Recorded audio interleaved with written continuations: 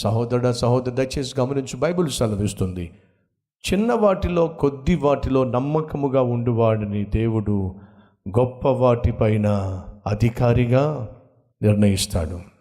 ఈరోజు నువ్వు ఏ పని చేస్తున్నావో నాకు తెలియదు. అది చిన్న ఉద్యోగం కావచ్చు, దాన్ని నమ్మకంగా చేయి, యథార్థంగా చేయి, కష్టపడి చేయి.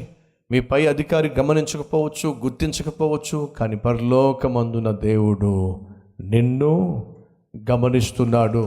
మర్చిపోవద్దు. ఎవరిని దేవుడు వాడుకుంటాడు? సాధారణమైన వారిని. ఎలియాబు వచ్చినప్పుడు ఆహా ఓహో అంటున్నాడు సమూయేలు. ఆగు సమూయేలు. మనిషి పై రూపాన్ని చూస్తాడు కానీ హృదయాలు చూసేవాడిని ఈ 7 నేను కోరుకోలేదు. మనస్సు బాగున్న మనిషిని నేను కనుగొన్నాను.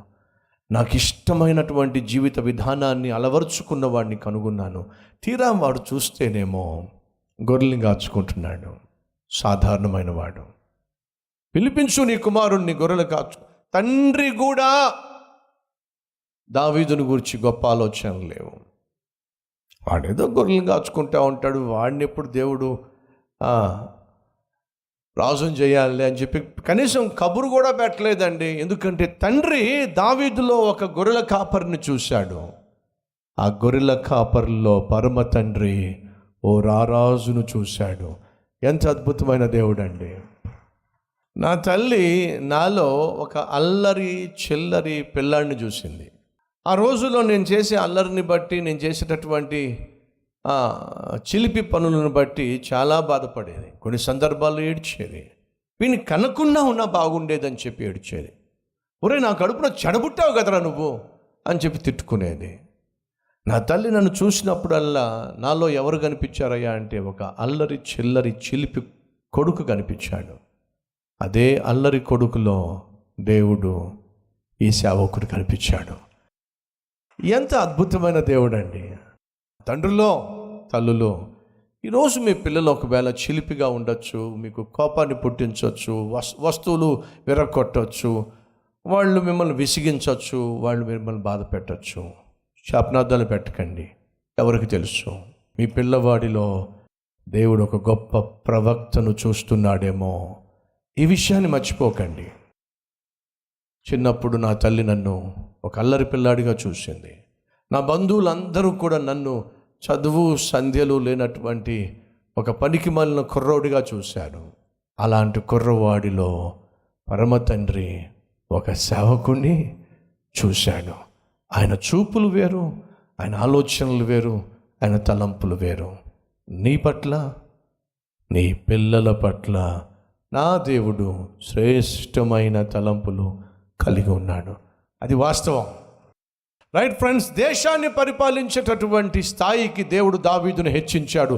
కానీ దావీదు ఎవరయ్యా అంటే ఓ సాధారణమైన గొల్లవాడు. దేశాన్ని పరిపాలించేటటువంటి స్థాయికి ఒక వ్యక్తిని తీసుకెళ్ళాడు. ఐగుప్తు దేశంలో సృష్టిని పూజించేటటువంటి మనుషులు ఉన్న దేశంలో సృష్టిని పూజించేటటువంటి అధికారి పరిపాలిస్తున్న రోజుల్లో సృష్టిని సృష్టించిన దేవుణ్ణి ఆరాధించేటటువంటి ఒక పనోడు, ఓ లేబర్, ఓ వర్కర్, ఓ స్లేవ్, ఒక బానిస ఏమయ్యాడో చెప్పండి? ఆ దేశానికి అమ్ముడుపోయాడు. ఆ ఇంట్లో పనివాడిగా చేరాడు. పనోడు, ఇంట్లో పనిచేసే ఒక పని మనిషి. కానీ సాధారణమైన వాడే, కానీ హృదయంలో నీతి, యథార్థత, పరిశుద్ధత కలిగినవాడు. దేవుడు ఏం చేశాడు? అతడు సాధారణమైన వాడే కానీ, ఒక ఇంట్లో పని మనిషిగా పనిచేసేవాడే కానీ పరిశుద్ధత కలిగినవాడు. ఏం చేశాడు? ఐగుప్తు దేశాన్ని పరిపాలించే ప్రధానమంత్రిగా దేవుడు లేవనెత్తాడు. సాధారణమైన వాడు కానీ పరిశుద్ధంగా జీవించాడు. అతడు గొర్రెల కాపరి, గొర్రెలుగా కాచుకుంటూ ఉన్నాడు. 40 సంవత్సరాలుగా అదే పని. కానీ తన మనస్సులో ఉన్నది ఏమిటంటే, దేవుని ప్రజలు ఫరో నాయకత్వం కింద బానిసలుగా మగ్గిపోతున్నారు. ఎప్పుడు దేవుని ప్రజలు విడిపించబడతారో, ఎప్పుడు దేవుడు చేసిన వాగ్దానం నెరవేరుతుందో, ఎప్పుడు తన ప్రజలు తన దేశానికి వస్తారో అని చెప్పి కలలు గంటూ ఉండేవాడు. కానీ చేసే పని గొర్రెలను కాచుకోవడం సాధారణమైన పని. ఆ రోజుల్లో గొర్రెలు కాచుకోవడం అనేది బహు ఏమందాం, సాధారణంగా మనం పెద్దగా చదవకపోతే నాన్న ఏమంటాడు చెప్పండి,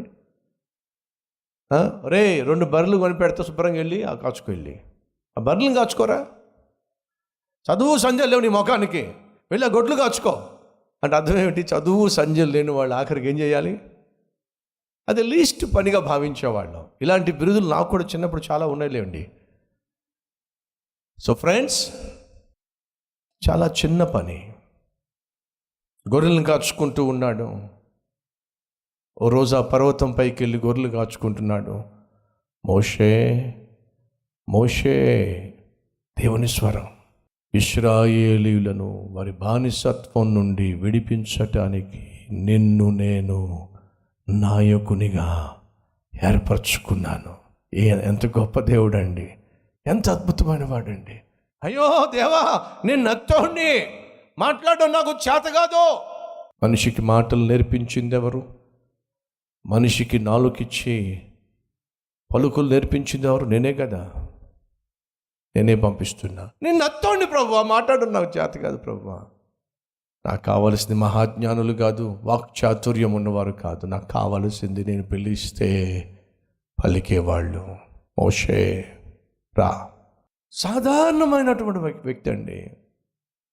కానీ దేవుడు అతన్ని ఏర్పరచుకొని ఇశ్రాయేలీయులను వారి బానిసత్వం నుంచి విడిపించడానికి ఒక నాయకుడిని చేశాడండి. ఎవరిని దేవుడు హెచ్చిస్తాడు?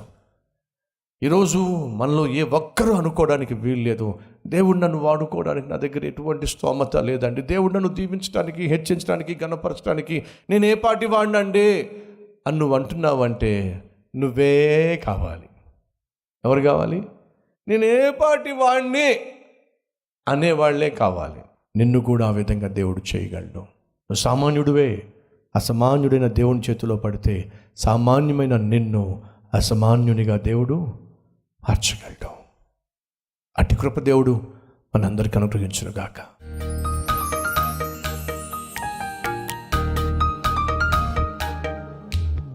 మహాపరిశుద్ధుడు అయిన తండ్రి, సాధారణమైన వారిని, సాత్వికము కలిగిన వారిని, సాక్ష్యము కలిగిన వారిని, సాహసములు నీ పేరట చెయ్యాలి ఆశించే వారిని వాడుకుంటావు, గొప్ప చేస్తావు, హెచ్చిస్తావు, ఘనపరుస్తావు. అసామాన్యమైన దేవుణ్ణి కలిగిన మేము ఎంతకాలం సాధారణమైన వ్యక్తులుగా మిగిలిపోతావు నాయన. దావీదు గొల్లవాడిగా మిగల్లా, దేశానికి రాజు అయ్యాడు. పనివాడే యోసేపు పనివాడిగా మిగల్లా, ప్రధానమంత్రిగా హెచ్చించబడ్డాడు. వీళ్ళందరూ కూడా సాధారణమైన వాళ్ళే, సాత్వికము కలవాళ్ళు, సాక్ష్యము కలవాళ్ళు, సాహస కార్యములు చేసే స్థాయికి చేరిన వాళ్ళు. నాయన అట్టి కృప మాకు దయచేయండి అయ్యా. యేసు నామం పేరట వేడుకుంటున్నాం తండ్రి, ఆమేన్.